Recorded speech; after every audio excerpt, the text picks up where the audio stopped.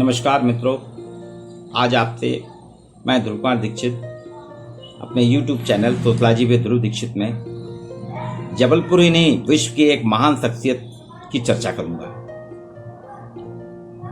11 दिसंबर 1931 में जबलपुर से 150 किलोमीटर दूर गाड़ावारा तहसील है नरसिंहपुर जिले की, उसका एक गांव है कुचपाड़ा। आजकल ये रायसेन शहर में आ गया है। कुचपाड़ा में एक जैन परिवार में एक बच्चे का जन्म होता है। उसका नाम रखा गया चंद्रमोहन जैन। कपड़े का व्यवसाय था, घर में चलता था, लेकिन ये बालक बचपन से ही विरोधी स्वभाव का था। हर चीज में तर्क कर। और बाद में यही बालक गाड़ावारा के स्कूल में पढ़ा, जबलपुर में डेंजन स्कूल में पढ़ाई हुई, महाकौशल स्कूल में पढ़ाई हुई, रानी दुर्गावती विश्वविद्यालय में लेक्चरर हुए, सागर यूनिवर्सिटी में पढ़ाई हुई। और जी हाँ, मैं आप सही पहचाने, मैं आज जिस शख्स की बात कर रहा हूं आपसे वो है ओशो रजनीश, जिनका एक कोटेशन बहुत ही जबरदस्त है जो हम सभी को हिला के रख देता है। उनका कहना था जीवन एक चक्रव्यूह है। जीवन एक चक्रव्यूह है, जो निकल गया वो बादशाह। यानी जीवन एक चक्रव्यूह के रूप में उन्होंने देखा कि इससे जो निकल गया, जो पार पा गया वो बादशाह है, जो इसमें फंस गया वो भिखारी। और हम सब वास्तव में आज भिखारी हैं, क्योंकि हम जीवन के चक्रव्यूह से निकल नहीं पा रहे, उसमें फंसे हुए हैं। और काफी समय पहले कहा था रजनीश ने, लेकिन वो अक्षर से सत्य है और आने वाले दिन में भी सत्य होगा। रजनीश की कविताएं जो हैं जबरदस्त शायरी करते थे, लिखते थे, लेखन कायर सारी, मतलब आप सोच नहीं सकते। एक ऐसा शख्स था, दर्शन शास्त्रकार था, जो तर्क रखता था हर चीज में। इन्होंने यहां तक कहा था कि हमारी शिक्षा अतीत उन्मुख है। हम शिक्षा के भी विरोध नहीं कर रहा, उन्होंने कहा हम अतीत उन्मुख हैं, ओरिएंटेड हैं अतीत से, पास्ट से। बोले आप पढ़ाते हैं स्कूल में, इतिहास का शिक्षक पढ़ाता है पानीपत की लड़ाई क्यों हुई। अब बच्चे को क्या लेना देना पानीपत की लड़ाई से? पानीपत के इससे क्या हो गई लड़ाई, वो तो ये कहते थे। बोले वास्तव में सच्ची शिक्षा वर्तमान में जीना सिखाती है। आप वर्तमान में जिए, उसके बारे में समझिए और भविष्य को देखने में ऐसी शिक्षा होनी चाहिए जो वर्तमान में बालक जिए और भविष्य के प्रति उन्मुख हो, समर्थ हो। बच्चे में वो कहते हर बच्चे में एक प्रतिभा स्पष्ट दिखाई देती है, हम उसको देखते नहीं। शिक्षकों के प्रति उनका कहना था कि हमने बच्चे की प्रतिभा को देखा ही नहीं। हर बच्चे में एक मौलिकता होती है, लेकिन हम उसकी मौलिकता को इतने प्रश्न लगा देते हैं, इतने अतीत की बातें करते हैं कि उसकी सारी मौलिकता खत्म हो जाती है। वो अपने प्रतिभा को प्रस्फुटित ही नहीं कर पाता और दफन हो जाती है। ये उनका था। चाहे हिंदू धर्म हो, मुस्लिम हो, ईसाई हो, इवन जैन होने के बाद जैन धर्म का भी आपने कहा, वो प्रभावित से बुद्ध से थे, कबीर से थे, नीचे से थे। और एक बहुत ही जबरदस्त 1951 से 1990 तक का इनका फेस था। बहुत जबरदस्त काम किया इन्होंने। आप सोच नहीं सकते, 1.5 लाख पुस्तकें पढ़ने वाला शख्स है ये। इस शख्स ने 1.5 लाख पुस्तकें पढ़ी और अपनी लाइब्रेरी का नाम रखा है इनने लाउत्सु पुस्तकालय। और उन्होंने कहा इसमें भी 1.5 लाख किताबों में 3,500 किताबों को पढ़ने के बाद में वो साइन करते थे। जो किताब उनको बहुत पसंद आई, उसके बाद उन्होंने उसके आखिरी के पन्ने में सिग्नेचर किए। और उन्होंने बाद में कहा था अपनी मृत्यु के पहले कि मेरे मरने के बाद इस लाइब्रेरी में ताला लगा देना, ये किसी के काम की नहीं है। जो रिसर्च करना चाहे, शोध करना चाहे, वही इन किताबों को उनको दी जाए। और वो भी एक माह में सिर्फ 3 किताब दी जाए, 3 से ज्यादा दी नहीं दी जाए। तो महाकौशल कॉलेज में आज भी वो कुर्सी है। मैं अभी आपको इसमें कुर्सी के फोटो भी दूंगा। वो कुर्सी है जो रॉबर्टसन कॉलेज कहलाता था, आजकल Mahakoshal arts and commerce college कहलाता है। यही सिविल लाइंस में मेरे घर के पड़ोस में है। आज मैं वहां से फोटो लाया हूं उस कुर्सी की, जिसमें रजनीश बैठा करते थे और अपने विद्यार्थियों को पढ़ाते थे। वो कुर्सी है। एक समाजवाद, गांधी की विचारधारा, संस्थागत धर्म, इन सब की आलोचना की। इसलिए रजनीश को कहा जाता है एक विवादास्पद रहस्यदर्शी गुरु, आध्यात्मिक शिक्षक और विवादित गुरु कहा जाता है। इनको विवादित गुरु कहा जाता है।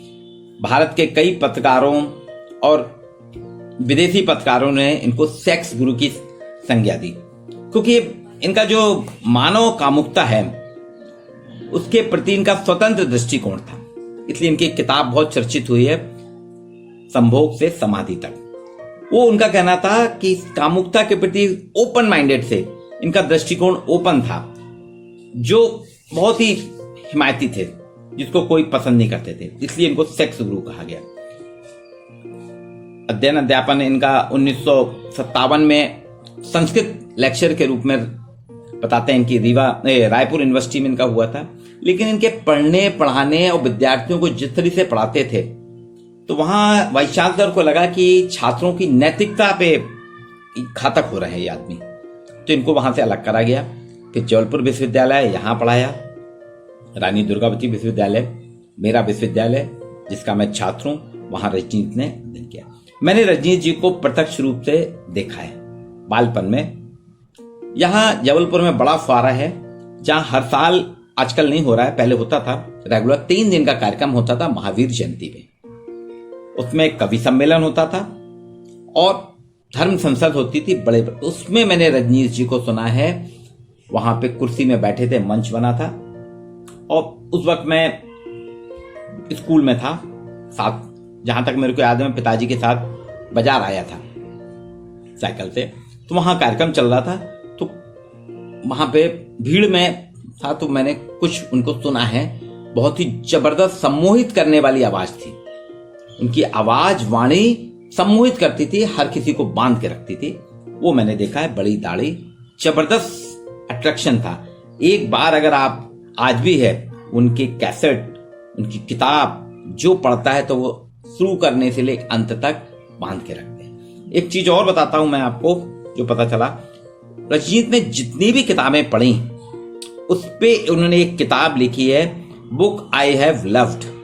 इसकी भी एक खासियत है, जब ये किताब इन्होंने लिखी बुक आई हैव लव्ड, इनके दांत में बहुत दर्द हो रहा था। एक डेंटिस्ट थे, डेंटिस्ट इनके इलाज भी करते थे और ये जो बोलते थे उस किताब को लिखते थे। तो डेंटिस्ट ने किताब लिखी। और आपके लिए ताज्जुब की बात है, रजनीश ने एक भी किताब लिखी नहीं। उनके सारे कैसेट मिलते हैं, कैसेट से फिर उनके किताब लिखी गई। उन्होंने लिखी नहीं, लिखने का काम नहीं, वो तो लिखना नहीं, रिकॉर्ड कराया उनने सारे अपने सारे। उनके आपको ऑडियो मिलेंगे, रिकॉर्ड हुआ है, और उसी पे फिर किताबें मिली हैं जिसमें ढेरों किताबें हैं। अध्ययन अध्यापन का बहुत शौकीन थे, घंटों बैठते थे। यहाँ गढ़ा में रहते थे, गढ़ा के एक मकान में कुएं में पानी खींचते थे, वहीं बैठ जाते थे। तो इनके व्यवहार से लोग बड़े परेशान थे। यहाँ पे जबलपुर यूनिवर्सिटी में कुलपति भी रहे हैं दर्शन शास्त्र के प्रोफेसर जेपी शुक्ला जी, उनसे मेरी बात हुई। मेरे ग्रुप प्रोफेसर आर के गुप्ता जी तोसलाजी में हेड थे, उनके साथ समकालीन थे रजनीश। वो बताते हैं, उनसे जैसी चर्चा हुई कि गढ़ा में इनके घर जब जाते थे तो पुराना घर था, खपरेल वाला घर था, तो घर में इनके घुसो, एंटर करो तो चारों तरफ किताबें बिखरी रहती थी, मैगजीन न्यूज़पेपर बिखरे रहते थे। उसके बीच में एक शख्स बैठा रहता था। और उस वक्त लालटेन का जमाना था, लाइट थी पर बहुत धीमी, लालटेन नहीं चलती थी।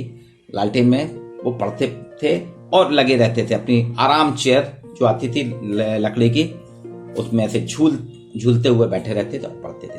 तो गुप्ता सर और जेपी शुक्ला सर से जैसी मेरी बात उन्होंने बताया कि वहां जाओ, देखेंगे, नमस्कार करेंगे, बैठ जाओ। और पता चला कि रजनीश जी अपनी किताबों में पढ़ने में मग्न है। बोले हम लोग कई बार लौट के आ गए, और फिर बाद में बोले हाँ तुम लोग आए थे, थोड़ा मैं व्यस्त था। तो पढ़ाई, सिर्फ पढ़ाई, 1.5 लाख पुस्तकें पढ़ना आसान नहीं होता, और उसमें भी 350 3,500 पुस्तकों का चयन करना। कबीर को भी पढ़ा, रहीम को भी पढ़ा, नानक को भी पढ़ा, जैन को भी पढ़ा। ये एक ऐसा शख्स है जिसने उपनिषद से शुरुआत की थी। भारत के उपनिषदों से शुरुआत करके इन्होंने कॉलिन विल्सन की द आउटसाइडर पे जाकर रुके। ऐसे विवाद, शुरू से विवादित है, किसी ना किसी चीज पे इनका होता रहा। 1970 में ये आसपास जबलपुर, सागर, ये सब घूमते थे। यहाँ फिर 1970 में मुंबई गए, मुंबई जो कहलाता था। वहां से पुणे में इन्होंने आश्रम बनाया, रजनीश आश्रम 1974 में। फिर भारत सरकार से अनबन हुई 1980 के आसपास, तो अमेरिका चले गए।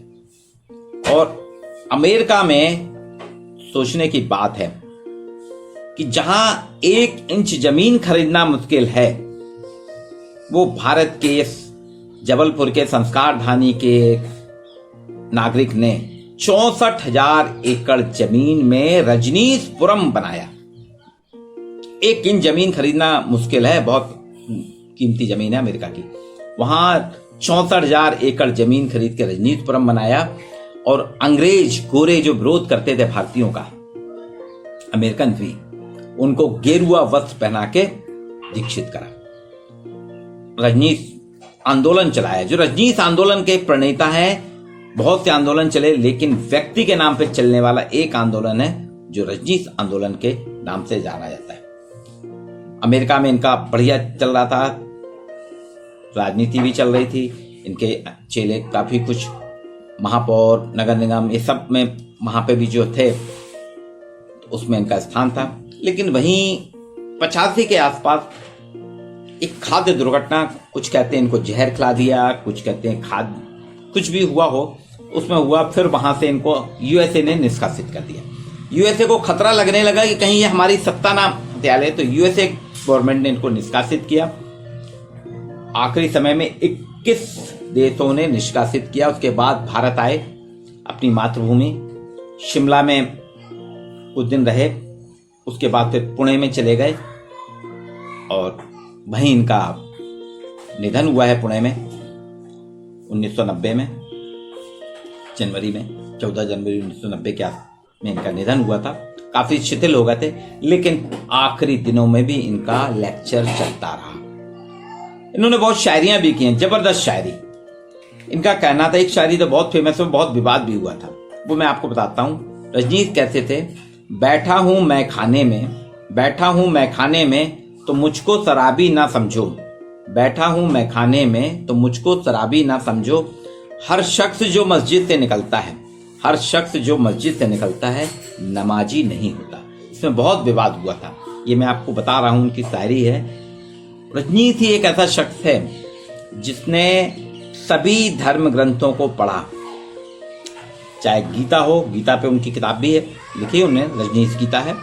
गीता को भी पढ़ा, उपनिषद को भी पढ़ा, महाभारत को भी पढ़ा है, रामायण भी पढ़ी है, जैन दर्शन, जैन पूरा पढ़ डाला, बौद्ध दर्शन पढ़ डाला, बौद्ध किताबें पढ़ डाली, नानक को पढ़ा, जीसस को पढ़ा, अल्लाह को भी पढ़ा, पैगंबर साहब को भी पढ़ा, यहूदियों को भी पढ़ा, और सभी धर्मों पे उन्होंने उनके कटाक्ष किए, उनकी गलतियां निकाली, उनका बताना था ये नहीं है, ये है, ये होना चाहिए। वो कहते थे, इसलिए उनको विवादित कहा गया कि सबसे ज्यादा विवादित है, और उनको, लेकिन वो सच्चाई बताते थे। और इसलिए आप देखिए, आज भी सबसे प्रमुख, या अगर किसी थिंकर्स की बात आती है तो वो रजनीश की आती है। और उन्होंने एक सार्वजनिक भारतवर्ष में उन्होंने घूमते थे, पूरे भारतवर्ष में इन्होंने घूमा, और घूम घूम के एक स्वतंत्र दृष्टिकोण के हिमायती थे, और पूरे भारत में घूम के इन्होंने कहा। शिक्षा पे भी इनका बहुत कटाक्ष है कि हमारे, इन्होंने साफ कह दिया था, भारत की शिक्षा जो है कोई काम की नहीं, अतीत उन्मुख है। हम पास्ट को जानना चाहते हैं, बोले पास्ट को जान के करेंगे क्या? पास्ट को जानने से कुछ नहीं, हमको वर्तमान को जानना चाहिए, और वर्तमान को जब हम जानेंगे तो भविष्य हमारे लिए अपने आप आ जाएगा। तो आज 11 दिसंबर ओशो का जन्मदिन है। ओशो पे भी मैं आपको बताता हूँ क्या है। ओशो शब्द आया कहां से? 1960 के दशक में, चंद्रमोहन जैन पहले थे, लेकिन 1960 के दशक में इनका नाम हुआ आचार्य रजनीश। आचार्य, चूंकि आचार्य थे, पढ़ते पढ़ाने का काम, इसलिए इनको आचार्य रजनीश कहा जाने लगा। फिर 70 से 80 के दशक में भगवान रजनीश के नाम से जाने लगे। 1989 में आपका नाम ओशो पड़ा। इसकी एक कहानी है, कहां से ओशो आया, ओशो का बताता हूं मैं आपको। ओशो शब्द एक कवि विलियम है, यूरोप के कवि विलियम की एक कविता है, ओशनिक एक्सपीरियंस, उससे ओशो शब्द लिया गया है, जिसमें ओशनिक अर्थ जो है उसका ओशन से बना है, समुद्र से, ओशनिक, सागर में विलीन हो जाना। वास्तव में ये ऐसा शख्स था जो अध्ययन अध्यापन के माध्यम से, पढ़ाई से ज्ञान के सागर में, ज्ञान सागर में पूर्णतः विलीन हो गया था। औष्णिक अनुभवों का वर्णन करना है, इसका अर्थ जो होता है औष्णिक अनुभवों का वर्णन करना और सागर में डूबकर अनुभव करना। सागर में डूबकर, सागर में एक होकर अनुभव करने वाला, ये ऐसे भारत का ही नहीं पूरे विश्व का नंबर 1 आध्यात्मिक गुरु है, जिसका आज जन्मदिन है जिनका। और हम लोग बहुत भाग्यशाली हैं कि हमने रजनीश जी को देखा है, प्रत्यक्ष रूप से देखा, सुना, और उनकी कुर्सी भी है, जो अगर आप कोई भी चाहते हैं तो महाकौशल कॉलेज जबलपुर जब आएंगे आपको उनकी कुर्सी मिलेगी। DNGN कॉलेज भी है और रानी दुर्गावती यूनिवर्सिटी का फिलॉसफी डिपार्टमेंट भी आज है, जहां रजनीश थे, महाकौशल में थे, जहां पढ़ाए। सागर यूनिवर्सिटी भी है जहां पे उनके, और उनका अभी भी घर है, पुस्तैनी घर, गढ़ा में एक घर है जिसमें रहते थे वो थे। और ये आज इसको इसलिए बताना जरूरी है कि जबलपुर की ही नहीं, पूरे भारत ही नहीं, पूरे विश्व की धरोहर है आचार्य रजनीश।